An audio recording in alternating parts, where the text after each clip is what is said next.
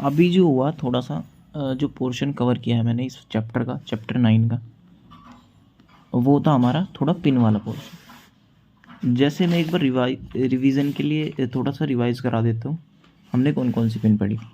हमने पढ़ी थी AD0 से AD15 तक की पिन। ठीक, ये हमारी क्या कर रही थी? ये जो पिन है ये हमारी मल्टीप्लेक्सिंग कर रही थी, मल्टीप्लेक्सिंग 8086 में। ठीक, एड्रेस पिन के साथ, एड्रेस डेटा पिन मल्टीप्लेक्सिंग हो रही है यहाँ पे। लेकिन जो 8088 था उसमें AD0 से AD7 तक की पिन जो है वो मल्टीप्लेक्सिंग कर रही थी एड्रेस के साथ। ठीक, फिर था हमारा, जैसे अगर मैं 8086 की ही बात करूं तो A16 से A19 तक की पिन, ये भी हमारी मल्टीप्लेक्सिंग कर रही थी। ये किसके साथ मल्टीप्लेक्सिंग कर रही थी? ये हमारी स्टेटस पिन के साथ कर रही थी, मतलब A16/AS3 और A19/S6। ये क्या था हमारा? एड्रेस स्टेटस बिट थी। ये भी मल्टीप्लेक्स थी। अब इसमें हमारा S6 का काम क्या है? S6 जनरली हमारी एक्टिव लो होती है, मतलब इस पे 0 ही लॉजिक होगा हमेशा। ठीक, जो S5 है वो इंडिकेट करेगी हमारी IF में, मतलब इंटरप्ट फ्लैग में वैल्यू क्या पड़ी है। ठीक, वो 0 भी हो सकती है, 1 भी हो सकती है। तो उसकी और ये हमें कब नीड पड़ेगी? जब INTR पिन पे हमारा 1 होगा ना, INTR पिन पे हमारा 1 होगा तो हम चेक करेंगे IF की वैल्यू, और IF की वैल्यू चेक करने के लिए हमें S5 पिन जो हमारी ये है वो IF की बिट बताएगी कितनी है। ठीक, फिर है हमारी S4 और S3 पिन। इनको हम एड्रेस मतलब 2 और एड्रेस बिट मान सकते हैं। वैसे एड्रेस बिट नहीं है, एड्रेस जो एड्रेस बस का साइज होता है वो 20 ही होता है, कि 20 बिट की होती है। बट ये एज अ एड्रेस पिन भी वर्क कर रही है, क्योंकि इन दोनों पिन का काम क्या है? ये सेगमेंट बताएगी हमें, सेगमेंट कौन सा सेगमेंट हम एक्सेस कर रहे हैं। ठीक, फिर इसके बाद आता है हमारा रीड सिग्नल। ये रीड और राइट पिन होती है एक, WR और रीड। अब रीड सिग्नल, या तो रीड सिग्नल एक्टिव होगा या राइट सिग्नल, दोनों ही हमारी एक्टिव लो पिन है, मतलब 0 देने पे एक्टिव होगा। तो दोनों में से किसी एक, दोनों में से कोई एक ऑपरेशन हो रहा होगा एक टाइम पे, मतलब दोनों में से कोई एक पिन जो होगी वो हमारी लॉजिक 0 पे होगी। या तो ये वाली हो सकती है रीड पिन, या राइट वाली पिन हो सकती है। ठीक, अब ऐसा नहीं हो सकता कि दोनों एक टाइम पे 0 हो जाए, क्योंकि माइक्रो प्रोसेसर कोई एक ही ऑपरेशन परफॉर्म कर रहा होगा एक टाइम पे। अब जो रेडी पिन है, जब हम टाइमिंग डायग्राम बनाएंगे ना तो इसका हमें याद रखना पड़ेगा इसका काम क्या है। जैसे जो हमारी रेडी पिन है ना, ये क्या करती है? ये वेट स्टेट एंटर, मतलब वेट स्टेट इंसर्ट करने के लिए यूज़ होती है। अब अगर रेडी पिन पे 0 है, रेडी पिन पे अगर 0 है तो माइक्रो प्रोसेसर जो है वो वेट स्टेट में एंटर कर जाएगा। वेट स्टेट मतलब होता है, अगर सपोज कर जैसे डेटा आ रहा है, डेटा हमने क्या करा, डेटा रीड होने स्टार्ट हो गया, लेकिन अभी डेटा एग्जीक्यूट ही नहीं। जैसे डेटा वाला एग्जांपल था वो, कि ना जैसे क्या हो रहा है माइक्रो प्रोसेसर में, माइक्रो प्रोसेसर को रीड ऑपरेशन परफॉर्म करना है, तो वो क्या कर रहा होगा? पहले हम जो मेमोरी है, मेमोरी से डेटा उठा के डेटा बस में डाल रहे होंगे, मतलब डेटा बस बफर में।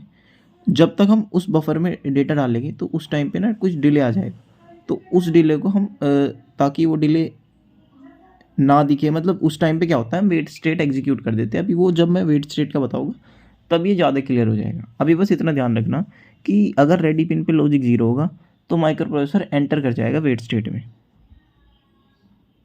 वेट स्टेट में। अब वेट स्टेट का मतलब क्या है कि ना माइक्रो प्रोसेसर आइडल रहेगा, कुछ नहीं काम करेगा इतने थोड़े टाइम तक।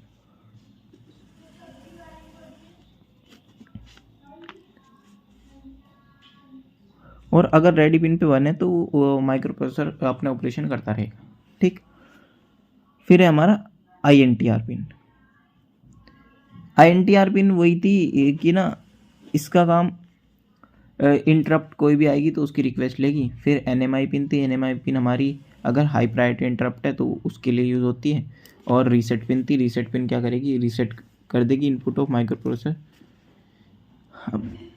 और रीसेट पिन मतलब ऐसे वर्क करती है कि अगर रीसेट पिन 4 क्लॉक साइकिल तक हाई रही तो उसके बाद सारी जो ऑपरेशन है उनको रीसेट करेगी, क्योंकि ये जो मिनिमम मतलब क्या बोल रहा हूँ, जनरली क्या होता है कि माइक्रो प्रोसेसर हमारा 4 क्लॉक साइकिल लेता है, टी साइकिल मतलब कि किसी भी ऑपरेशन को एग्जीक्यूट करने के लिए। ठीक, अब रीसेट पिन हम 4 क्लॉक साइकिल तक हाई रहेगी, उसके बाद ही किसी ऑपरेशन को रीसेट करते हैं, मतलब माइक्रो प्रोसेसर को रीसेट करते हैं। इससे क्या होगा, जो हमारे करंट टास्क चल रहे हैं वो एग्जीक्यूट हो जाएंगे एटलीस्ट। ठीक, फिर होती है एक CLK पिन। CLK पिन का काम क्या है कि वो हमारी टाइमिंग सिग्नल प्रोवाइड करेगी माइक्रो प्रोसेसर को। VCC पिन होती है, ये हमारी पावर सप्लाई प्रोवाइड करती है और प्लस माइनस 10% की टॉलरेंस होती है, मतलब कि प्लस माइनस 10% ऊपर नीचे हो सकता है। फिर 2 ग्राउंड पिन होती है। ग्राउंड पिन का काम क्या है, वो अर्थिंग देगी। और मिन मैक्स पिन होगी एक, मिन मैक्स पिन मिनिमम या मैक्सिमम मोड सेलेक्ट करेगी। ठीक, मिनिमम मोड में क्या होता है कि एक ही प्रोसेसर होगा हमारा मिनिमम मोड में। ठीक, जो सिर्फ एक प्रोसेसर होगा। और मैक्स मोड में क्या होगा, मैक्स मोड में हमारा एक से ज़्यादा प्रोसेसर होंगे, और जो एक से ज़्यादा होंगे, मोर देन वन। तो एक तो होगा मेन वाला, और जो सेकंड वाला जो प्रोसेसर होगा ना, उसको हम को प्रोसेसर बोलेंगे, को प्रोसेसर। ठीक, बस यही है। फिर आ जाता है मिनिमम मोड में कौन कौन सी पिन होगी। अब जैसे मिनिमम मोड है, मिनिमम मोड में एक होती है हमारी IO/मेमोरी या फिर memory/IO। अब इसमें जैसे 8088 में तो हमारी ये मिलती है IO/मेमोरी, और 8086 में हमारी memory/IO ये वाली पिन मिलेगी। ठीक, इनका दोनों का काम यही है कि जैसे रीड या राइट ऑपरेशन हो रहा है तो मेमोरी रीड है या मेमोरी राइट है, या फिर IO रीड है या IO राइट है। तो कोई भी 2 ऑपरेशन, मतलब एक ही ऑपरेशन हो रहा होगा एक टाइम पे, या तो मेमोरी रीड हो रही होगी या मेमोरी राइट हो रहा होगा, या फिर हमारा IO रीड हो रही होगी या IO राइट हो रही होगी। जो रीड राइट ऑपरेशन है ना, वो या तो IO डिवाइस के थ्रू हो रहा होगा या मेमोरी के थ्रू। तो ये उन्हीं को चूज़ करने के लिए काम आएगी। अब जो राइट पिन है ना, राइट पिन भी इसी में होती है। रीड वाली तो वो मैक्स मोड में थी, वो नॉर्मल थी, रीड वाली तो प्रेजेंट होगी। मिन मोड में हमारी ये राइट पिन होगी। ठीक, इसका मैंने ऑलरेडी काम बता दिया। फिर होती है इसमें INTA पिन। INTA पिन वही होती है, INTR पिन जो थी ना अभी पीछे, उसकी ये इंटरप्ट एक्नॉलेजमेंट पिन है। जब भी कोई इंटरप्ट आएगा तो एक्नॉलेजमेंट के लिए ये यूज़ होती है कि अगर INTR पिन पे लॉजिक 1 है काफ़ी देर तक, और उसके बाद IF फ्लैग भी हमारा 1 है। IF फ्लैग की हम कैसे चेक करेंगे, S4 बिट से, बताया था ना मैंने अभी, नहीं सॉरी S5 बिट से। जो स्टेटस पिन थी S5, वो इंडिकेट कर रही थी IF फ्लैग की वैल्यू। तो अगर INTR पिन 1 है और IF फ्लैग पे 1 है तो हमारा इंटरप्ट एग्जीक्यूट होगा और एक्नॉलेजमेंट सिग्नल भेज देंगे। ठीक है, एक्नॉलेजमेंट भेज जाएगा। फिर है हमारी DT/R। एक होती है डेटा ट्रांसमिट और एक होती है रिसीव। अब क्या हो रहा होगा कि डेटा ट्रांसमिट का मतलब क्या है कि माइक्रो प्रोसेसर से डेटा ट्रांसमिट हो रहा है। ठीक, ट्रांसमिट होके कहाँ जा रहा है, मेमोरी में जा रहा है, और हम मेमोरी में उसे स्टोर कर दे रहे हैं। तो इसका मतलब क्या हुआ, ये हो गया हमारा राइट ऑपरेशन, कि माइक्रो प्रोसेसर से डेटा गया और राइट ऑपरेशन एग्जीक्यूट हो गया। ठीक, और रीड में क्या होगा कि माइक्रो प्रोसेसर मेमोरी से कोई डेटा लेगा, कोई इन्फॉर्मेशन ले रहा होगा और वो ब्रेन में जा रही होगी। Micro processor as a brain है सपोज, तो हम रीड कर रहे हैं तो कहीं से हम डेटा उठा रहे हैं और अपने ब्रेन में डाल रहे हैं। वही है ना कि पढ़ रहे हैं तो ब्रेन में डेटा जा रहा है। तो ये हो गया हमारा रीड ऑपरेशन। राइट में क्या हो रहा होगा, हमारे ब्रेन से यानी कि माइक्रो प्रोसेसर से डेटा जा रहा होगा और हम उससे कुछ लिख रहे होंगे। ठीक, तो वही है राइट ऑपरेशन परफॉर्म होगा। तो अगर 1 होगी वैल्यू इसकी तो डेटा ट्रांसमिट हो रहा होगा, और अगर ज़ीरो होगी तो रिसीव हो रहा होगा। रिसीव का मतलब रीड ऑपरेशन परफॉर्म हो रहा होगा, और ट्रांसमिट का मतलब राइट ऑपरेशन परफॉर्म हो रहा होगा। ठीक, फिर है एक data bus enable, DEN pin है, DEN। तो डेटा एनेबल मतलब डेटा बस एनेबल का क्या काम है, ये एक्टिवेट करेगी एक्सटर्नल बस बफर को, एक्टिवेट एक्सटर्नल बस बफर। अब DEN का काम यही है कि एक्सटर्नल बस बफर, जो माइक्रो प्रोसेसर रीड या राइट कोई भी ऑपरेशन परफॉर्म करता है, इनमें ना बफर होता है बीच में, buffer as a middle man काम करता है। बफर का काम क्या होता है कि वो ना डेटा को चेंज नहीं करेगा, वो बस पास करा देगा अपने से। तो जनरली क्या होता है ना, जब भी कोई ऑपरेशन परफॉर्म हो रहा होता है तो पहले डेटा बफर में आता है, बफर के बाद वहाँ पे बफर फुल है या एम्प्टी है वो वाले सिग्नल जाते हैं कि इनपुट बफर फुल है या आउटपुट बफर फुल है। तो उसके बाद क्या होगा कि जैसे ही हमारे बफर में डेटा आया, माइक्रो प्रोसेसर को सिग्नल चला जाएगा कि बफर से डेटा उठाना है या बफर में डेटा डालना है, खाली होगा तो भी आ जाएगा। ठीक, तो वही है कि एक्टिवेट करेगा ये एक्सटर्नल बस बफर को, डेटा एनेबल पिन। इससे क्या होगा, अगर रीड ऑपरेशन परफॉर्म हो रहा होगा, अगर रीड ऑपरेशन परफॉर्म हो रहा होगा तो मेमोरी से डेटा बफर में आ जाएगा, है ना। अगर रीड ऑपरेशन परफॉर्म हो रहा होगा तो मेमोरी से इसमें आ जाएगा, बफर में लोड हो जाएगा ताकि माइक्रो प्रोसेसर रीड कर ले। और राइट, अगर राइट वाला एक्टिव होगा, वही राइट ऑपरेशन परफॉर्म हो रहा होगा, तो उस केस में क्या होगा, माइक्रो प्रोसेसर से डेटा बफर में चला जाएगा। ठीक, और फिर मेमोरी को सिग्नल चला जाएगा कि यहाँ पे राइट ऑपरेशन परफॉर्म होना है, वो सब हो जाएगा। ये डेटा एनेबल पिन का काम होता है। ठीक, फिर है हमारी होल्ड पिन। होल्ड पिन मैं ऑलरेडी बता चुका DMA वाले में कि ना, होल्ड पिन का काम होता है रिक्वेस्ट डायरेक्ट मेमोरी एक्सेस। ये क्या होता है, request direct memory access, direct memory access. ये जनरली कब होता है कि ना, सपोज करो हमें काफ़ी सारा डेटा जो है वो भेजना है। जैसे हमने क्या हुआ, एक IO डिवाइस लगाया, जैसे हमने USB केबल लगाई, अपना फ़ोन लगाया, हमें डेटा भेजना है काफ़ी ज़्यादा क्वांटिटी में, ये काफ़ी ज़्यादा साइज़ का डेटा है, वो हमें सेंड करना है। अब नॉर्मली हम क्या कर रहे होंगे, अगर स्मॉल साइज़ का डेटा है तो पहले वो डेटा माइक्रो प्रोसेसर के पास जा रहा होगा और फिर माइक्रो प्रोसेसर उसको भेज रहा होगा आगे। लेकिन इस प्रोसेस में क्या हो रहा है, माइक्रो प्रोसेसर को जब काफ़ी ज़्यादा साइज़ का डेटा भेज रहे हैं तो माइक्रो प्रोसेसर सिर्फ डेटा लोड करता रहेगा, भेजता रहेगा, और काम भी तो करने हैं उसे, तो वो काफ़ी ज़्यादा बिजी हो जाएगा। इसलिए क्या करेंगे, ताकि हम माइक्रो प्रोसेसर को ज़्यादा बिजी ना करें, हम क्या करेंगे, डायरेक्टली डेटा को सेंड कर देंगे, है ना। अब इसमें क्या होता है, होल्ड सिग्नल क्या, जब भी कोई डिवाइस बहुत ज़्यादा अमाउंट ऑफ डेटा सेंड करना चाहता है या तो वो क्या करता है, DMA को, एक DMA होता है, DMA कंट्रोलर 8237, उसको रिक्वेस्ट करता है कि मुझे डेटा भेजना है।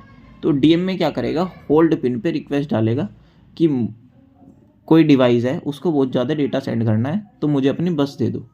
मतलब वो इसकी बस ले लेगा, डेटा बस, एड्रेस बस, वो सब ले लेगा और उनके थ्रू फिर डेटा को सेंड कर रहा होगा।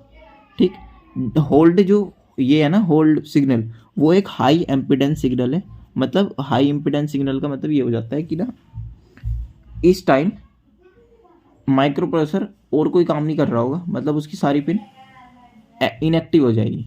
क्यों, क्योंकि अभी क्या हो रहा है, कोई दूसरा टास्क परफॉर्म हो रहा है ना, जो काफ़ी साइज़ का डेटा सेंड कर रहे हैं हम, तो सारी बसेस वहाँ चली गई, अभी माइक्रो प्रोसेसर के पास बस नहीं है। तो बस ये होता है, वो हाई एम्पिडेंस स्टेट में चले जाते हैं सारे। फिर HLDA होती है, HLDA होल्ड एक्नॉलेजमेंट सिग्नल। अब यहाँ पे तो होल्ड पे तो रिक्वेस्ट डाली DMA ने कि मुझे वो चाहिए, बसेस चाहिए। अब माइक्रो प्रोसेसर कह रहा है मैं बसेस रिलीज़ कर रहा हूँ अपनी, तो जब भी वो रिलीज़ करता है होल्ड एक्नॉलेजमेंट सिग्नल आ जाता है, होल्ड एक्नॉलेजमेंट सिग्नल। फिर इसके बाद है एक SS नोट पिन है। SS नोट पिन हमारी 8088 की पिन है, 8088 की, और इसका सिग्नल IOM के साथ कंबाइन होता है और dt/r के साथ to decode the function of current bus cycle. मतलब करंट बस साइकिल का क्या काम है? To decode the function of current bus cycle. मतलब करंट बस साइकिल का क्या फंक्शन है उसको डिकोड करने के लिए हम SS नोट पिन का यूज़ करते हैं। और SS नोट पिन किसके साथ वर्क करती है? हमारी dt/r के साथ और हमारी IOM के साथ। ठीक, फिर आता है हमारा मैक्सिमम मोड। एक मिनट, जैसे मैंने वो बताया था ना, 2 पिन थी, मैंने बताया था कि 8086 में क्या होगा ना, एक छोटा सा डिफरेंस था पिन नंबर 34 पे, कि उसमें BHE/S7 पिन थी और 8088 में हमारी SS नोट पिन थी। ठीक, तो इसलिए मैंने ना इनका दोनों का बता दिया। जैसे SS नोट पिन क्या कर रही होगी, वो वर्क कर रही होगी हमारा IOM के साथ और dt/r के साथ। वो हमारा डिकोड करेगी कि करंट बस साइकिल का फंक्शन क्या है। और जो हमारी बस हाई एनेबल पिन थी ये हमारी 8086 में होगी और ये एनेबल करेगी, मतलब एनेबल कर देगी most significant data bus bit को। Most significant data bus bit कौन सी थी? हमारी D8 से D15 तक की। ठीक, फिर है हमारा मैक्सिमम मोड।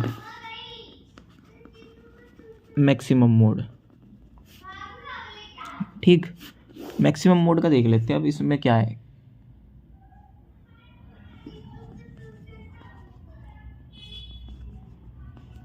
जब भी हमें मैक्सिमम मोड अचीव करना हो ना, मैक्सिमम मोड हमारा एक्टिव लो है, तो हम क्या करते हैं, मिन मैक्स पिन को ग्राउंड से कनेक्ट कर देते हैं। ग्राउंड से, ग्राउंड का मतलब क्या है कि ना सारा चार्ज जीरो हो जाता है, तो वो इसे जीरो लॉजिक मिल गया, ऐसे होते हैं। फिर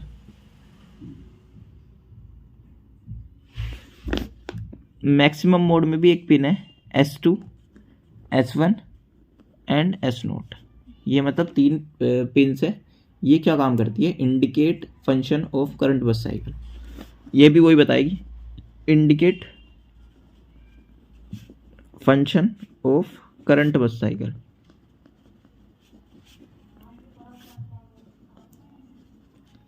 अब हमने जैसे मैं बता रहा हूँ, हमने जैसे S नोट देख लिया, S1 देख लिया, S2 देख लिया, इनका फंक्शन पता चल गया कि करंट बस साइकिल का फंक्शन बताएगी। S3, S4 हमने देख लिया था, इनका काम क्या था? सेगमेंट का, सेगमेंट सेलेक्ट करेगी कौन सा सेगमेंट एक्सेस हो रहा है। फिर S5 का काम क्या था? एड्रेस बिट का। ठीक, एड्रेस सॉरी IF फ्लैग में क्या पड़ा है, IF फ्लैग की बिट बताएगी। फिर थी हमारी S6 हमारी जनरली लॉजिक 0 पे होगी। फिर थी हमारी S7 हमारी जनरली BHE/S7 थी ना, तो ये वाली पिन जो होगी हमारी जनरली लॉजिक 1 पे होगी। ठीक, फिर थी हमारी SS नोट का भी बताया ही था कि ये हमारी dt/r और IOM के साथ मिलके वर्क कर रही होगी। ये हमारी सिर्फ जो SS नोट है वो 8088 में ही मिलती है बस। ठीक, ये हो गया सारी, मतलब जितनी भी स्टेटस पिन थी वो सब ऑलमोस्ट बता दी, है ना। फिर इसके बाद इसमें क्या होता है, जैसे मिनिमम मोड में था ना, मिनिमम मोड में हमारी होल्ड और HLDA पिन थी। मेन यही है कि होल्ड और HLDA पिन होती है मिनिमम मोड में। और जो हमारा मैक्सिमम मोड है उसमें RQ, GT1 and RQ GT note, ये 2 पिन होगी। इन पिन का काम क्या है? ये रिक्वेस्ट और ग्रांट पिन है, रिक्वेस्ट और ग्रांट पिन। ठीक, तो रिक्वेस्ट ग्रांट पिन का मतलब क्या है कि रिक्वेस्ट पिन करेगी होल्ड पिन की तरह काम। जैसे होल्ड पिन क्या कर रही थी? रिक्वेस्ट कर रही थी ना डेटा बस और एड्रेस बस माइक्रो प्रोसेसर से, मतलब मेनली क्या था, बस को मांग रही थी उससे माइक्रो प्रोसेसर से। सेम यही यहाँ पे भी वही काम है RQ और GT का, कि ये रिक्वेस्ट करेगी बसेस और ग्रांट पिन क्या करेगी? ग्रांट कर देगी बसेस बस।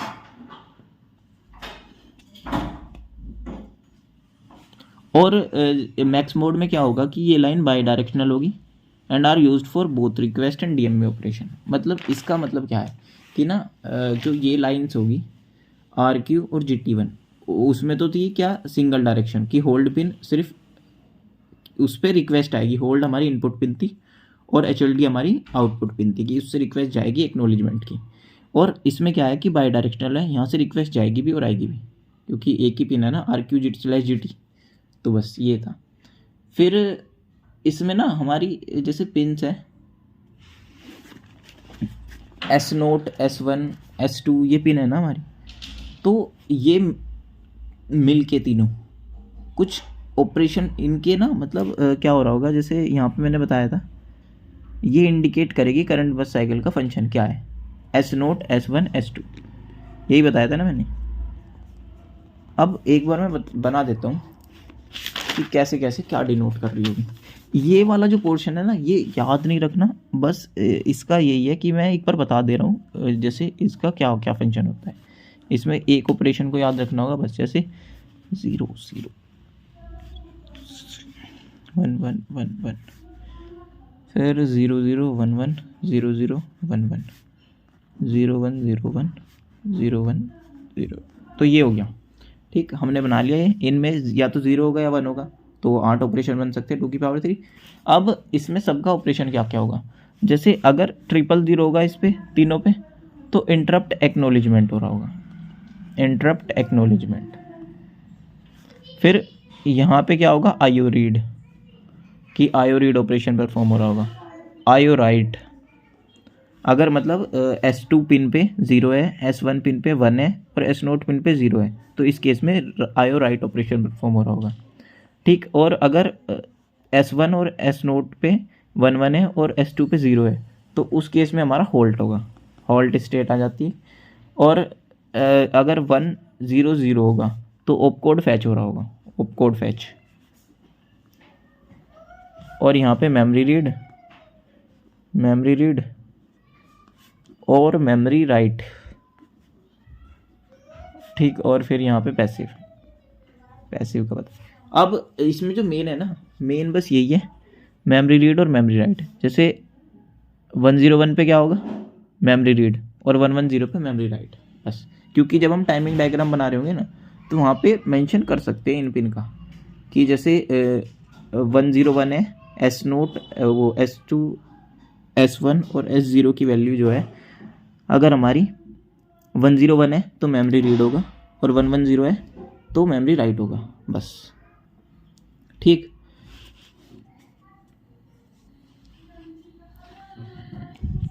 फिर लॉक पिन थी, इसका काम क्या था, lock output is used to peripheral of the system. मतलब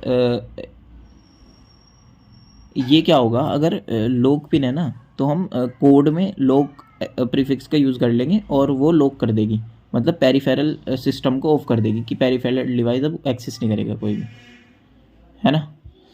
तो बस ये पेरिफेरल डिवाइस को ऑफ कर देती है, सिस्टम से हटा देती है। फिर है हमारी QS1 और QS0, ये क्यू स्टेटस बिट है, show the status of internal instruction queue, बस।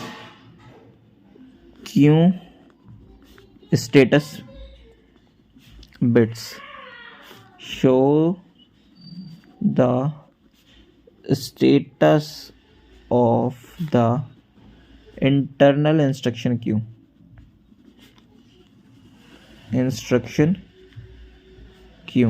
इसका बस ये स्टेटस बताएगी और ज़्यादा यूज़ नहीं है।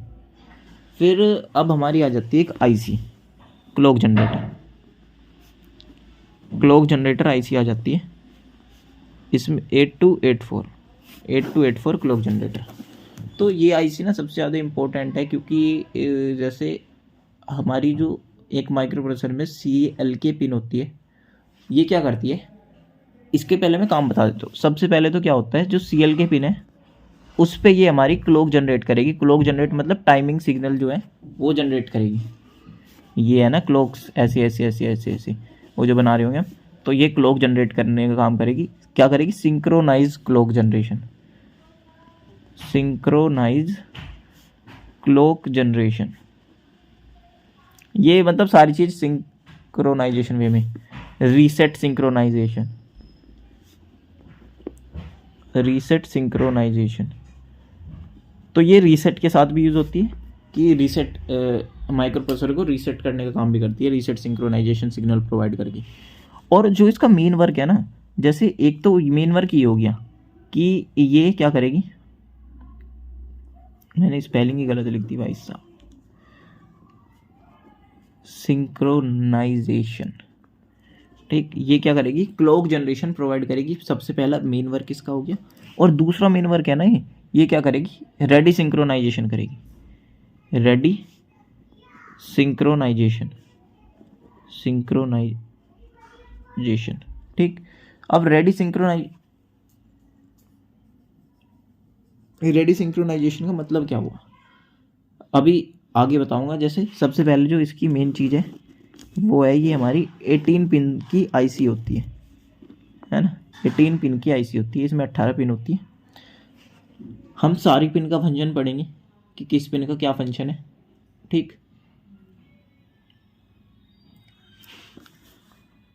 सबसे पहले होती है इसमें एक RDY1 एंड RDY2 बता देता हूँ। जैसे ये क्या करेगी, हमारी bus ready inputs are provided in conjunction with the AEN and AEN2 to cause wait state. ये ना वेट स्टेट, जब भी किसी प्रोग्राम में वेट स्टेट लानी होगी ना, तो वेट स्टेट लाने का काम जो है वो ये करेगी, टू कोज, क्या करेगी, कोज वेट स्टेट्स, ठीक। किसके साथ, AEN1 और एंड AEN2, इनके साथ मिलके करेगी। अब ये क्या है, तो एक पिन आ जाती है पहले ये, ठीक, RDY1 RDY2 देख ली।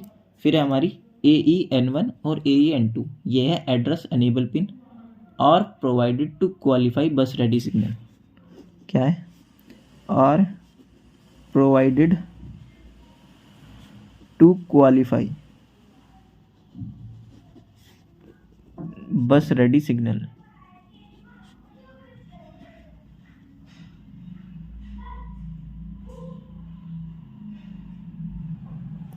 तो जो RDY1 है वो AEN1 के साथ मिल के काम करेगी, और RDY2 है वो AEN2 के साथ, address enable pin provided to qualify bus ready signal. जो इनका काम बता दिया मैंने, AEN1 का, AEN2 का, ये क्या करेगी, क्वालिफाई करेगी बस रेडी सिग्नल को कि रेडी है या नहीं है, बस उस ये बताएगी।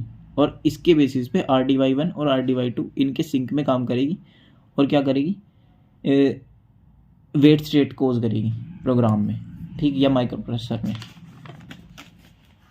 फिर है हमारी एसिंक पिन। एसिंक पिन का काम क्या है कि ये वाली जो पिन है ना, ये हमारी ready synchronization selection input, select, वो ये कि ये सेलेक्शन इनपुट सेलेक्ट्स आइदर 1 और 2 स्टेज ऑफ सिंक्रोनाइजेशन। इसका काम यही है, रेडी सिंक्रोनाइजेशन,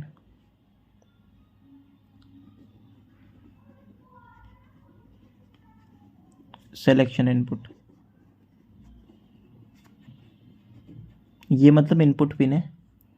ये क्या करेगी, ready synchronization selection input select करेगी, या तो 1 या फिर 2 स्टेज ऑफ सिंक्रोनाइजेशन, 1 और 2 स्टेज ऑफ सिंक्रोनाइजेशन को ये पिन सेलेक्ट करती है कि 1 या 2 स्टेज का सिंक्रोनाइजेशन होगा। जो for RDY1 and RDY1 and RDY2, इन दोनों पिन के लिए ये सेलेक्ट करती है कि 1 स्टेज का सिंक्रोनाइजेशन होगा या 2 स्टेज का। अब ये ज़्यादा डीप हो जाएगा कि मतलब 1 स्टेज का सिंक्रोनाइजेशन क्या होता है, 2 स्टेज का सिंक्रोनाइजेशन। बस इसमें क्या है ना, जो सिग्नल्स होंगे वो सिंक्रोनाइज वे में जाएंगे, ये ध्यान रखना बस, ठीक। क्योंकि जो माइक्रो प्रोसेसर है ना, उसको जब हम, उसमें एक रेडी पिन होती है ऑलरेडी, हम क्या करेंगे उसकी इनपुट पिन पे कोई सिंक्रोनाइजेशन सिग्नल भेजेंगे, क्योंकि माइक्रो प्रोसेसर आगे कहीं भी उन्हें सिंक नहीं करने का, तो हम क्या करेंगे ऑलरेडी उन्हें सिंक करके भेज देंगे, ताकि फिर माइक्रो प्रोसेसर को सिंक्रोनाइजेशन की नीड ना हो। ठीक, फिर इसके बाद आती है हमारी, अभी तक हमने जो जितनी भी पिन देखी, इसमें क्या हो रहा है कि ये हमारा रेडी वाली पिन थी, मतलब रेडी सिंक्रोनाइजेशन को कर रही थी, है ना। ठीक, कि रेडी सिंक कैसे कैसे होता है। एक और पिन बची है इसमें, ये है हमारी रेडी पिन ही है, ये हमारी आउटपुट पिन है। क्या है? आउटपुट पिन है, जो कि माइक्रो प्रोसेसर की रेडी पिन से कनेक्टेड होती है, रेडी इनपुट पिन से। माइक्रो प्रोसेसर के पास रेडी इनपुट पिन है और ये हमारी रेडी आउटपुट पिन है, ये दोनों कनेक्टेड होती हैं। ठीक, तो इसका काम क्या है कि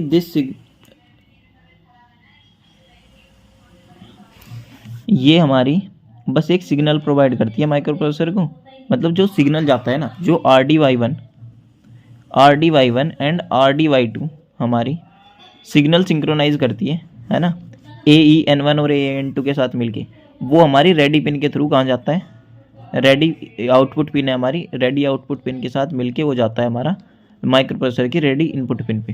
ठीक, तो यहाँ से सिग्नल पास होते हैं। फिर है हमारी जो X1 है एंड X2 है, इनका काम क्या है। अभी ये जितनी भी पिन पड़ी हमने 3-4 पिन, ये थी हमारी रेडी सिंक्रोनाइजेशन के लिए यूज हो रही थी। ठीक, फिर है हमारी X1 एंड X2, ये क्या है, क्रिस्टल ओसिलेटर पिन है, क्रिस्टल ओसिलेटर पिन, टाइमिंग के लिए होता है ना ओसिलेटर यूज, तो वही है। Connect to an crystal used as the timing source for clock generation. ये क्या होगी, ये पिन जो हमारी क्रिस्टल से कनेक्ट होगी, क्रिस्टल क्या है, क्रिस्टल टाइमिंग के लिए यूज हो रहा है हमारा, टाइमिंग के लिए यूज हो रहा है बस।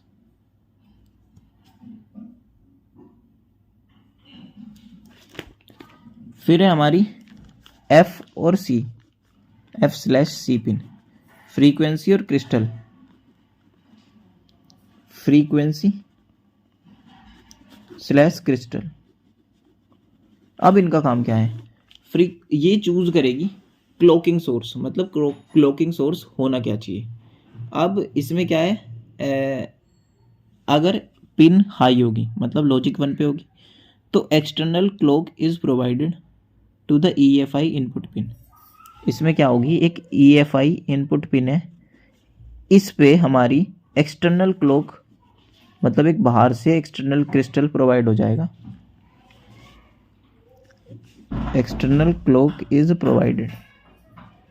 ठीक, और अगर इस पे क्या होगा, if it is held low, internal crystal oscillator provide timing. अगर 0 पे होगी तो इंटरनल ओसिलेटर, क्रिस्टल ओसिलेटर, ठीक, प्रोवाइड टाइमिंग। जो टाइमिंग है ना, वो हमने देखा कि X1 और X2 क्या है, क्रिस्टल ओसिलेटर पिन है, जो कि एक्सटर्नल क्रिस्टल से कनेक्ट होती है, ये तो समझ में आ गया। फिर जो FC पिन है, FC क्या है, फ्रीक्वेंसी और क्रिस्टल चूजेस। तो फ्रीक्वेंसी पिन अगर हम चूज़ करेंगे, मतलब अगर 1 होगा इस पे लॉजिक, तो क्या होगा, हमारी एक EFI पिन पे एक्सटर्नल इनपुट कनेक्टेड है, एक्सटर्नल टाइमिंग क्लॉक, वो हमारी टाइमिंग प्रोवाइड करेगी। और अगर हमारी C जो है वो है एक्टिव, मतलब 0 है, तो उस केस में क्या होगा, एक इंटरनल क्रिस्टल होता है इस IC के पास, जो कि टाइमिंग को जनरेट करेगा। ठीक, फिर है इसकी CL की पिन, क्लॉक आउटपुट पिन, ये क्या करती है, provide clock input signal to the 8086। अब जैसे रेडी की थी, रेडी की इसकी आउटपुट पिन थी ना, वो रेडी माइक्रो प्रोसेसर की रेडी इनपुट पिन से कनेक्टेड थी। सेम क्या होगा, ये हमारी CL के पिन से कनेक्टेड होगी 8086 और 8088 दोनों में ही, है ना। तो ये क्या करेगी, CL के हमारी क्लॉक जनरेट जो भी हुई उसको सिंक्रोनाइज करके हमारे माइक्रो प्रोसेसर को देगी। ठीक, अब जो CL की पिन है ना, has an output signal that is 1/3 of crystal और EFI इनपुट फ्रीक्वेंसी। ये जो सिग्नल प्रोवाइड करेगी ना, तो वो होगा 1/1/3 होगा, मतलब 1/3 होगा किसका, जो हमारी क्रिस्टल फ्रीक्वेंसी का। तो क्या हो रहा होगा कि ना जो CL की पिन है वो सिंक्रोनाइज इनपुट प्रोवाइड कर रही होगी, लेकिन कुछ क्लॉक जो है वो वेस्ट हो जाती है यहाँ पे, ये मतलब सारा ट्रांसफ़र कर पाती। ये क्या करती है, 1/3 ही प्रोवाइड करती है, 1/3 ऑफ क्रिस्टल, बस 1/3 ऑफ क्रिस्टल फ्रीक्वेंसी या EFI की जो फ्रीक्वेंसी थी वो भी एक्सटर्नल क्लॉक यूज़ हो रही थी, लेकिन जो भी है उसका 1/3 ही आगे भेजेगी। ठीक, फिर था, और इसकी ना ड्यूटी साइकिल होती है, ड्यूटी साइकिल आएगी जो इस पिन की वो 33% आएगी, वही आ गई ना, 1/3 हो रही है, 33% इसकी ड्यूटी साइकिल होगी। ड्यूटी साइकिल वाला कॉन्सेप्ट थोड़ा सा फिर कॉम्प्लेक्स हो जाता है ज़्यादा, वो इतना हमारे लिए नीडेड नहीं है, तो बस यहाँ तक ही ठीक है जितना भी मैं बता रहा हूँ। फिर है हमारा PCL का काम क्या है कि पेरिफेरल क्लॉक सिग्नल। अब जो पेरिफेरल डिवाइस है उनको वहाँ पे क्लॉक सिग्नल पहुँचाने हो तो उसके लिए क्या होता है, 1/6 कर देती है क्रिस्टल या EFI की फ्रीक्वेंसी। ठीक, क्रिस्टल और EFI की फ्रीक्वेंसी जो भी होगी वो क्या होगा, हमारी 1/3 हो जाएगी PCL के। पेरिफेरल क्लॉक सिग्नल होते हैं जो पेरिफेरल डिवाइसेस के लिए होते हैं।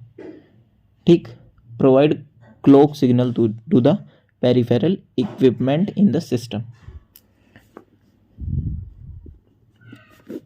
ये क्या है, OSC है हमारी, ओसिलेटर आउटपुट पिन। ठीक, ओसिलेटर है ये OSC। ये क्या करती है, oscillator output is a TTL level that is at the same frequency as the crystal और EFI इनपुट। मतलब TTL लेवल का मतलब क्या है, means clock with voltage range 0 to 5। तो ओसिलेटर आउटपुट पिन जो है TTL लेवल है, that is at the same frequency as the crystal और EFI इनपुट। मतलब जो EFI और क्रिस्टल को इनपुट मिलता है ना, देखो जो टाइमिंग जनरेट करता है वो या तो क्रिस्टल करता है या फिर EFI करता है, एक्सटर्नल, उसमें एक्सटर्नल क्लॉक होती है कनेक्टेड, तो उसके थ्रू होता है। तो जितना इनपुट उनको मिलेगा ना, मतलब ये भी हमारी सेम फ्रीक्वेंसी पे होगी जितनी हमारी क्रिस्टल वाली पिन है। ठीक, ये हमारी एक आउटपुट पिन है। फिर होती है RES। ये क्या है, reset input is often connected to RC network that provide power on resetting. अभी तक जो पिन हुई थी ये हमारी होगी, किस चीज़ के लिए थी ये वाली पिन, क्लॉक जनरेशन के लिए। तो 8284 का जो मेन काम थे वो ख़त्म हो गए। जैसे सबसे पहले जो पिन बताई थी मैंने वो थी रेडी सिंक्रोनाइजेशन के लिए, तो रेडी सिंक्रोनाइजेशन हो गया। फिर हमारी जो नेक्स्ट पिन आई वो थी हमारी क्लॉक जनरेशन के लिए, क्लॉक जनरेशन की पिन होगी। फिर हमारी जो पिन है अब वो है हमारी रीसेटिंग के लिए। लेकिन क्या होता है ना, हम रीसेट सिंक्रोनाइजेशन का यूज़ हम इस PIC के थ्रू नहीं करते, वो हम अलग तरीके से रीसेट करते हैं जनरली, तो इनका यूज़ नहीं होता इतना। लेकिन फिर भी इसकी जो पिन हमें पढ़नी है तो एक बार पिन में फिर भी मैं बता देता हूँ। जैसे एक तो होती है इसमें RES पिन, एक होती है रीसेट पिन। ठीक, ये हमारी आउटपुट पिन है जो कि माइक्रो प्रोसेसर से कनेक्टेड होगी, है ना। रीसेट सिग्नल ये माइक्रो प्रोसेसर को देगी, ये माइक्रो प्रोसेसर की रीसेट पिन से कनेक्टेड होगी। ठीक, RES पिन जो थी, reset input is often connected to RC network, जो कि प्रोवाइड करेगा पावर रीसेट पे। जब भी रीसेट करेंगे सिस्टम को तो पावर प्रोवाइड करेगी RC नेटवर्क से। ये वाली pin RES pin power provide करेगी जो कि RC नेटवर्क से कनेक्टेड होती है। ठीक, फिर हमारी C सिंक पिन है, clock synchronization is used whenever EFI। अब सिर्फ रीसेट के लिए इतनी ही पिन है, बस RES होगी हमारी और वो रीसेट पिन होगी। ठीक, अब फिर कुछ पिन्स है जब हमारा मतलब EFI जो हमारा क्लॉक सिग्नल प्रोवाइड करेगा ना, EFI पिन से जो क्लॉक सिग्नल प्रोवाइडेड होगा, उस केस में क्या होगी, एक सी सिंक पिन यूज़ हो रही होगी, है ना। ये है clock synchronization is used whenever EFI input provide synchronization in system. बस जब मतलब सिस्टम में मल्टीपल प्रोसेसर होंगे ना, मतलब मैक्स मोड होगा, और उस केस में क्या हो रहा होगा कि सी सिंक पिन क्या करेगी, क्लॉक सिंक्रोनाइजेशन प्रोवाइड करेगी EFI इनपुट को, मतलब जो EFI क्लॉक जनरेट कर रहा होगा ना, उनको सिंक करने का काम करेगी सी सिंक पिन। किस केस में, जब मल्टीपल प्रोसेसर होंगे, ठीक। और सी सिंक क्या मल्टीपल प्रोसेसर के केस में काम करेगी, मल्टीपल प्रोसेसर तो मैक्स मोड में काम कर रही होगी, सिंक करने का क्लॉक सिंक्रोनाइजेशन है, बस क्लॉक सिंक। ये बस EFI इनपुट को वो करेगी। अगर इंटरनल क्रिस्टल यूज़ हो रहा है तो EFI पिन से कोई आउटपुट नहीं आ रहा होगा, उस केस में ये पिन ग्राउंड से कनेक्ट हो जाएगी, है ना। मतलब इस पिन को ज़ीरो लॉजिक दे देंगे हम। और फिर इसकी होती है VCC पिन होती है, जो कि वही 5 वोल्ट की पावर सप्लाई प्रोवाइड करती है ±10% के टॉलरेंस लेवल के साथ। ये वही है, इस IC को स्टार्ट करने के लिए हमें इसे वो देना पड़ेगा ना, वोल्टेज प्रोवाइड करनी पड़ेगी 5 वोल्ट की, तो वो ये होती है।